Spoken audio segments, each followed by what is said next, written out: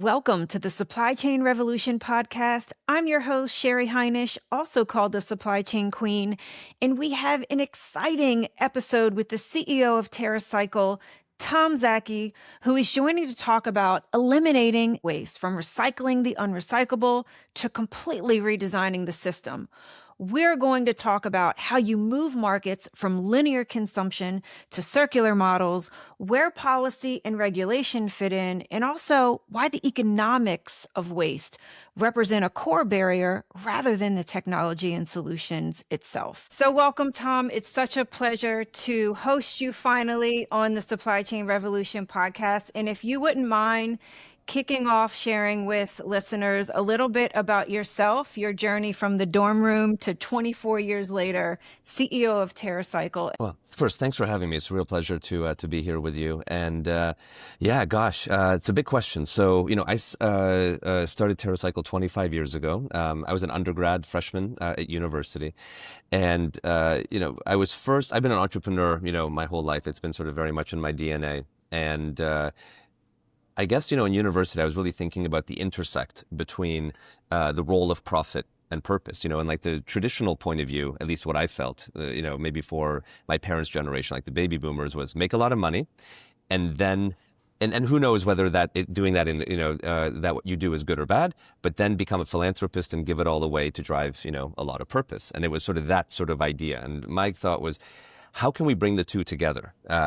Maybe profit, instead of being the purpose or profit maximization being the purpose of business, perhaps profit could be seen as an indicator of health and leave room for the purpose of business being how it benefits all the stakeholders, not just shareholders, but customers, employees, and then even plants and animals and so on.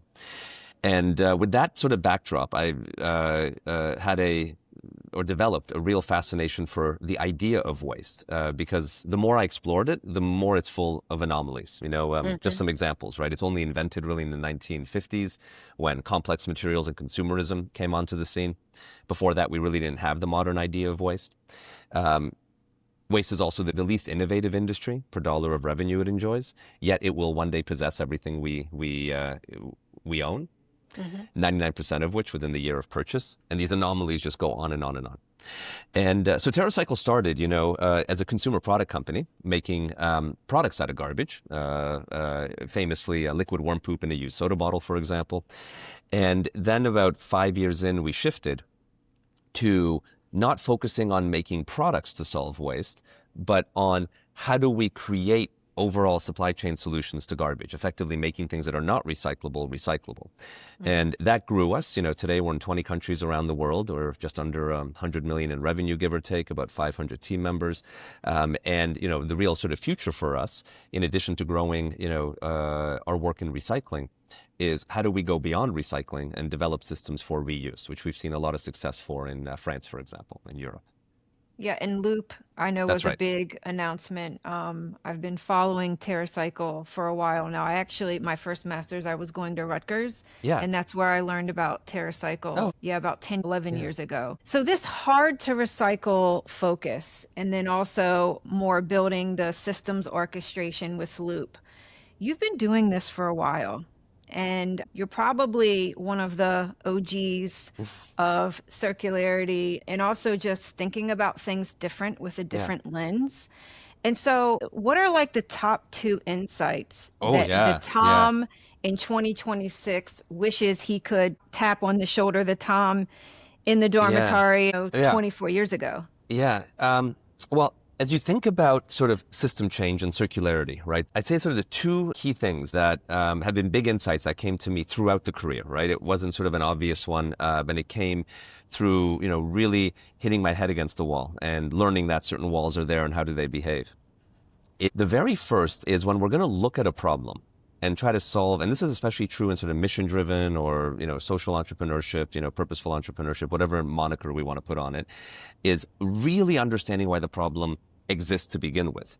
So I'll give an example on recycling, right?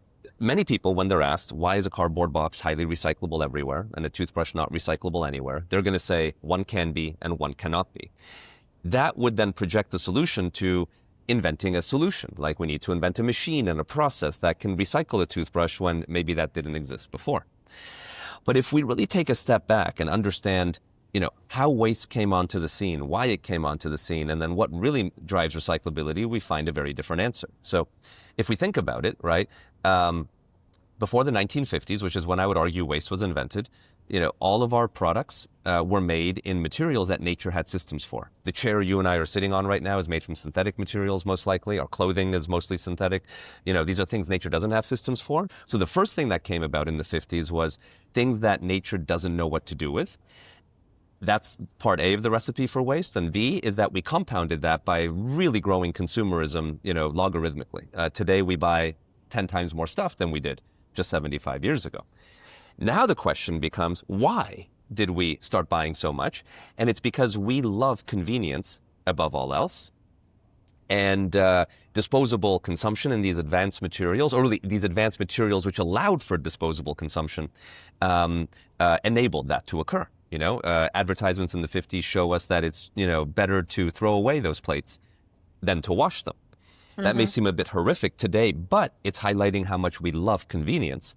And we voted in disposability and voted out, the idea of reuse, repair, darning our socks, cobbling our shoes. There's a bit of ego in that too. Sure, I think the lack of awareness of how these decisions affect other things, hyperbolic discounting. There's a lot of elements of psychology and behavioral economics and all of the science behind why the problem's us. Yes. Well, and so if we then take this one more step, right? To be able to then compound this, right? To do this even bigger and bigger, to buy more tomorrow than today, what do we need to do? We need to make things cheaper tomorrow than today, right? And that's been the big mega trend on all objects, 75 years ago, our clothing lasted 20 years because we fixed it, repaired it, and so on. Today, the average consumer wears a garment 3 times before disposal. And that can only occur if we make everything cheaper, cheaper, and cheaper. And then this becomes the central point on recycling, which is what really drives recyclability when you do that step back is whether that item is profitable to recycle intrinsically. The cardboard box is profitable to recycle. The value of the fiber you recover is more than the cost of collecting and processing it. Inversely, the toothbrush is not recyclable, not because it can't be, but because it costs more to collect and process, and the results are worth. And that's, when you add all this together and you take that big step back, you realize that we're in a world where everything is cheaper tomorrow than today, which means everything will then become less recyclable tomorrow than today. And the solution becomes an economic one. We need somehow to create an economic flow to be able to recycle these things that weren't recyclable before. And that is the biggest thing I would tap my younger self on the shoulder to explain, because it took a lot of years to come to that realization. Yeah. It's fascinating. I think a lot has changed too in the past 2 decades, where you have this regulatory pressure, EPR, extended producer responsibility. There are over 250 active schemes across Europe. Yes. It's actually coming to the States now in 2026. And I think you'll see more of that. And the genesis is nature is now a key stakeholder. Nature is represented in a lot of board level discussions. There's a lot of regulatory risk around the social license to operate. And maybe that wasn't as crystallized 24 years ago as it is now, but it still is not, I don't think it's hardened. There's still a business case. Yes. And I've had, last season we focused on the 10 big ideas to transform supply chains for a regenerative future.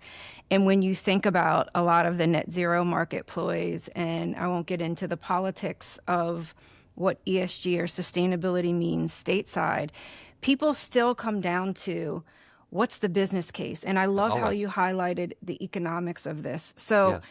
Can you walk us through maybe the transition? You mentioned France with Loop, recycling to reuse, the mindset, the business proposition, and then the systems change that you observed, and what made it successful maybe for others listening?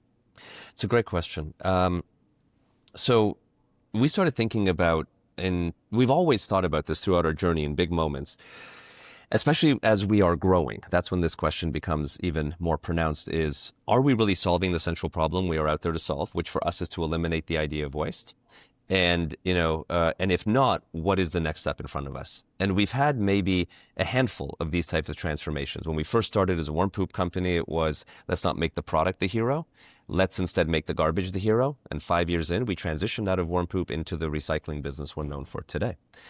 And to answer your question, in 2017, we started thinking about, is recycling the foundational solution to garbage? And we landed on no. It's a great solution to the symptom of waste, sort of like a Tylenol is for a headache, but it's not solving the root cause of the issue. Tylenol is not solving the root cause of why you had the headache to begin with.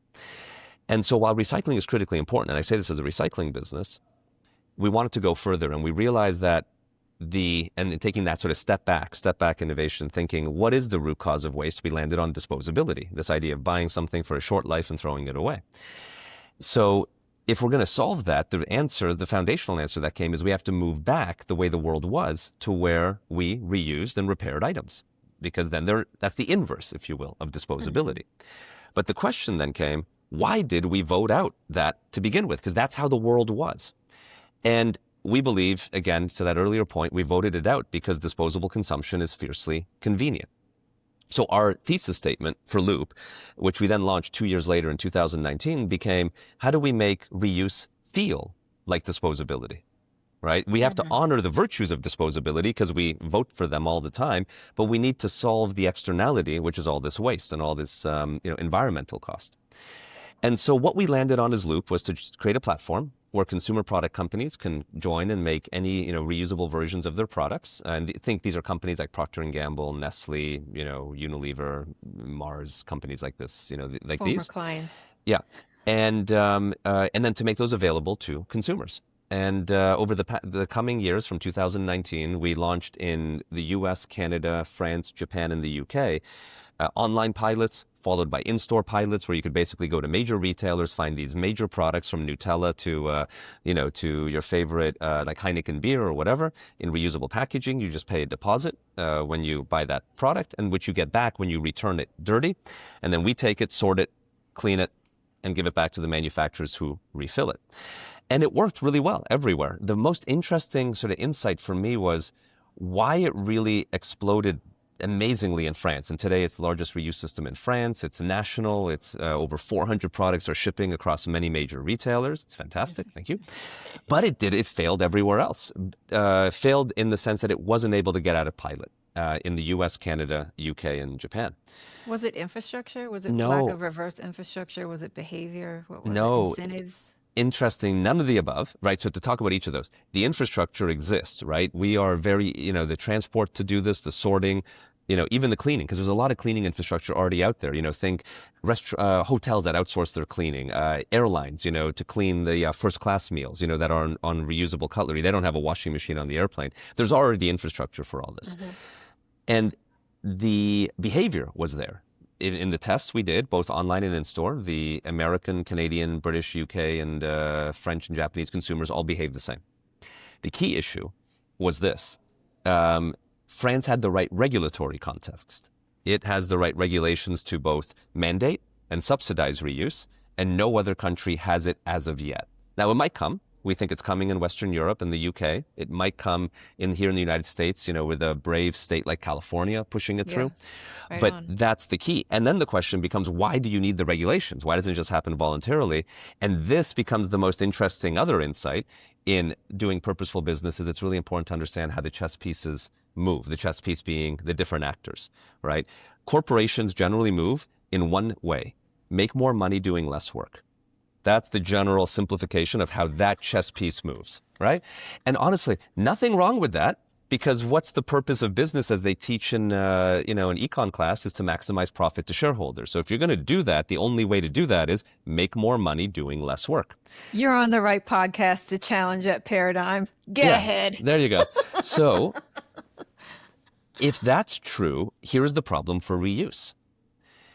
What a consumer product company wants to do to achieve what I just described is, if they are a shampoo company, they want to invent conditioner. And if they're a laundry detergent company, they want to invent fabric softener. And by the way, when the shampoo company has invented conditioner, then they want to invent treatment. And when the laundry detergent company has invented fabric softener, they want to invent fabric scent, or whatever the next thing is, and the next thing is, and the next thing is, right? That's how you really create massive incrementality in consumer goods. So here's the problem with reuse. It's just making that laundry detergent better. It's not going to get you to buy more laundry detergent, right? You're only going to buy the laundry detergent you need, or you're only going to buy the toothpaste you need. And now the only difference with reuse is you're going to not buy it in a disposable package, you're going to buy it in a reusable package. So we're only upgrading the product from an environmental perspective, but we're upgrading complexity greater than zero. Even if you simplify everything, which is what we try to do at Loop, you still have to have the muscle from a health and safety point of view that a used package is coming into your factory, not a brand new one. Right? Mm-hmm. So there's at least you have to have some sensors that look at that and make sure it passes your QA, QC quality, tests. Yeah, exactly. Specs. So why do more work without making more money? And that is where you need regulation to say, we're going to force you and we might subsidize it. And that's what France has done. So it's interesting because it's always the carrot or the stick paradigm. And just in full transparency, I used to be a Big Four global leader. And so I learned a lot about the regulatory and assurance market. Yeah. And I would say the importance of regulation, as you just unpacked. But at the same time, when you come at this from a compliance or regulatory perspective, it's a very different mind space for big corporates. Yes. Because it's sometimes just check the box. It's adequate. It builds adequate supply chains. It doesn't build freaking extraordinary ones. Sure. And it doesn't really take us into a regenerative future and really what we all need. We might not be able to see it yet because we've been programmed that way. And so paired with regulatory confines and regulatory guidance, what's the next hardest, best earned lesson that you can unpack? Yeah, I would say it's this idea of, especially if you're going to try to do what you said, make things more inspired, right? Which I would define as that if it's from an environmental point of view, we are regenerative. I would define as we are really internalizing all of the externalities we produce. So if you and I start, Sheri and Tom's sushi company, and we start taking fish out of the ocean, we're also putting back fish and ideally even more fish, that would be truly internalizing the externalities. The big lesson I would have taught myself earlier is to do that, you need to really empathize with how the chess pieces move. I remember I have 4 young kids and my kids all love chess. And when they're really getting started in the game at 4 years old, what I find they always do is they get annoyed about how the chess piece moves. Why does the pawn only move forward and eat to the side and these things? And you know what happens? Because they're annoyed at how they move, they lose all the time. Instead, what I advise is you have to accept how they move, but you have to go beyond acceptance. You have to love how they move or be empathetic to how they move. And if you really do that, whether you agree with it's a good move or not, but and you love it and you're empathetic, then you can really master the game and win. And so when you create systems change, I think the most important thing is understand what the chess pieces are. Just because we're talking about reuse, and reuse, I think there are 5 chess pieces. There is the consumer. That's one type of chess piece. There is the manufacturer, the brand. That's another. There is the retailer. That's another. Then there is, say, government could be another. And there is, I would even argue that's probably the only important one. So we're down to 4, right? What are the important pieces? How do they each move? Let's look at that. A consumer basically doesn't want to pay more. And when I say pay more for good choices, it's not just cash, it's also convenience, right? So they don't want to do more, but if everything is equal, they will choose the better choice because they're good people. That's how the consumer moves. That's interesting that you say that because there's a lot of research that says that we actually defect and that there's a values or intention gap with action. Well, there is. That's why if you ask for more effort or either in money or effort, people will aspire to do it but won't do it. But if all things are equal, people will choose the better choice, right? Yeah. Because they want the right thing. They just don't want to work at it. And not at the expense of performance or quality. Right. So all things are equal. Yeah. They will go for the better choice, right? Okay. So that's the consumer. We know how the consumer rolls. Yes, exactly. The brand, we said it earlier.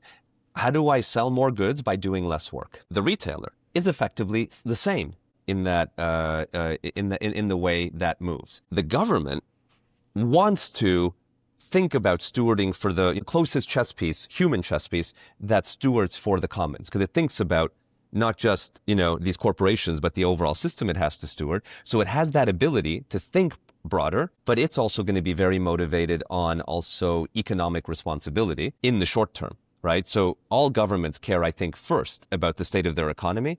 And if the economy is doing well, then it can start layering on regulations. And if the economy is doing poorly, it will lift those regulations. So, Right. that's that chess piece. Now, if all that's true, and we want to shift to reusable, what that teaches us is we basically have to ensure that if we're not going to get these companies to make more money, because we won't, you're just going to buy your orange juice in a reusable vessel, not a disposable, we need to make the work basically zero. That's why the entire motto of Loop is we need reuse to feel like disposability to all these actors in every possible way. And so here's a good example of how to manifest that with a brand.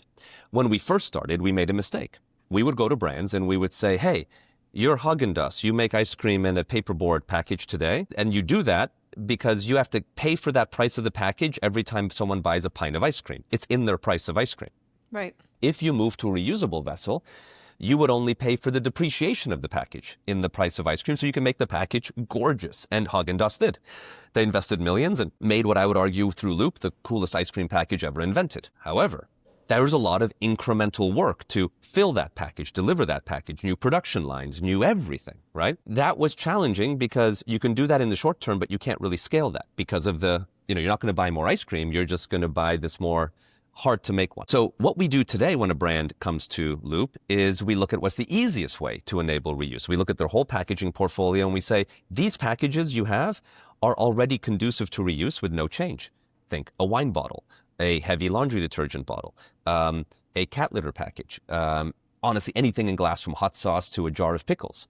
Wow. You change nothing. Nothing at all. You just print on the package that it's reusable. You make it that we can take the label off and up you go, up and running. And what happens? Companies go, great. We would love to do the right thing if it's no extra work. And that's how it's scaled. And it's such a major unlock because had we stuck in the first path, I wouldn't be talking to you about reuse today. I'd be talking to you about how it's dead. Yeah, it's fascinating. It's that unlock, and I think a lot of the awareness and consumer education, obviously, but then we show up in our professional roles and we lead with our values, the values that we have in our personal lives. So it's interesting. You're speaking to the right audience right now. I just have one last question. Please. What would you change about the waste industry? Because the business of waste management is massive. Yes. And I had the CEO of Reaply, Dr. Gary Cooper, on several times on the podcast, and he goes, we're competing with the trash, which is just like, it's easy to throw things away. Yeah, But sure. there is no way. There is no way, Yeah. right? What product categories would you see like next for reuse, and what's the one thing that you would change about in the waste industry? Look, it's not a change per se. It would be an enlightenment, okay, to entrepreneurs out there. Waste is the least innovative industry per dollar of revenue it enjoys. Why? Because it is literally shitty, nasty, smelly, gross. Yeah. We do at TerraCycle, we've done a number of acquisitions of companies. I mean, not a massive amount, but like 4 acquisitions so far. We're about to announce another one next month. And you know what is similar in all of them? Garbage companies don't travel through the generations. Other companies do. Other companies, the kids want them, and those kids want them, and their kids want them. Garbage companies are just, the whole industry is unappealing. But that is the most beautiful blue ocean for innovation, because there's so much innovation you can bring, because it is so uninnovative, because it's repulsive. And there's something attractive about, an industry that is the inverse of highly innovative. It is a huge opportunity to create new innovations, versus if you're in the IT industry, for example, you have to assume any idea you have, 10 other people have it, and they're building it all in parallel. Yeah, I think that's the beautiful thing about why, if folks haven't heard about Loop or haven't heard about the great work that you're leading, typically with CPG brands, the margins are thinner, so the rate of innovation is higher because it's more competitive, especially in a commodity market. So the fact that you're pairing that, you're pairing the paradigm of waste and reverse supply chain and concepts that listeners would really their teeth into. I think you're giving them inspiration and hopefully inspiring the next Tom or the next several Toms and Betty's or whoever. You mentioned that you have an announcement coming up. How can people learn more about TerraCycle and connect with you? Yes, our website is a really great place to start, TerraCycle.com. There you can learn all about the company, our recycling work, our reuse work. You can navigate to all the 20 countries in which we operate. And so, yeah, it's a great starting point. Awesome. Thank you so much, Tom, for joining. It's been an absolute pleasure. And take care. You as well. Thank you so much. Looking forward to the next time our paths may cross. Have a good one. Thank you.